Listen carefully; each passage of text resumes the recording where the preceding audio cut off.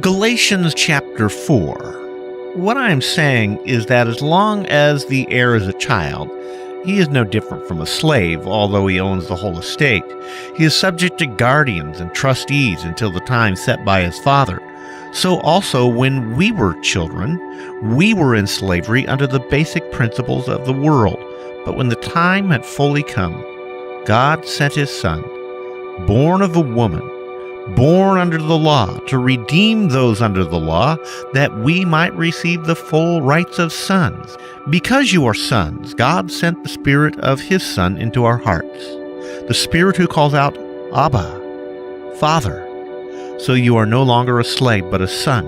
And since you are a son of God, God has made you an heir. Formerly, when you did not know God, you were slaves to those who were by nature not gods at all. But now that you know God, or rather are known by God, how is it that you are turning back to those weak and beggarly principles? Do you wish to be enslaved by them all over again? You are observing special days and months and seasons and years. I fear for you that somehow I have wasted my efforts on you. I plead with you, brothers, become like me, for I became like you. You have done me no wrong. As you know, it was because of an illness that I first preached the gospel to you. Even though my illness was a trial to you, you did not treat me with contempt or scorn.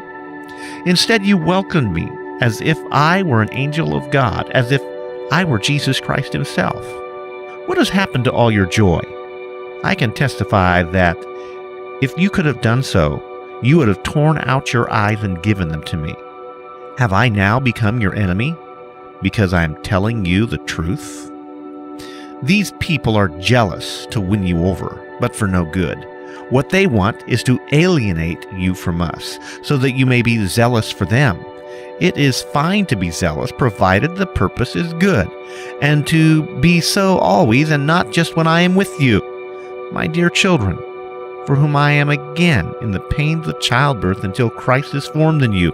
How I wish I could be with you now and change my tone, because I am perplexed about you. Tell me, you who want to be under the law, are you not aware of what the law says? For it is written that Abraham had two sons, one by the slave woman and the other by the free woman. His son by the slave woman was born in the ordinary way, but his son by the free woman was born as the result of a promise. These things may be taken figuratively, for the women represent two covenants. One covenant is from Mount Sinai and bears children who are to be slaves, that is Hagar. Now Hagar stands for Mount Sinai in Arabia and corresponds to the present city of Jerusalem because she is in slavery with her children. But the Jerusalem that is above is free, and she is our mother, for it is written, Be glad, O barren woman, who bears no children. Break forth and cry aloud, you who have no labor pains, because more are the children of the desolate woman than of her who has a husband. Now you, brothers, like Isaac, are children of promise.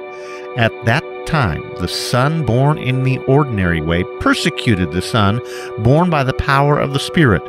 It's the same now. But what does the Scripture say? Get rid of the slave woman and her son, for the slave woman's son will never share in the inheritance with the free woman's son. Therefore, brothers, we are not children of the slave woman, but of the free woman.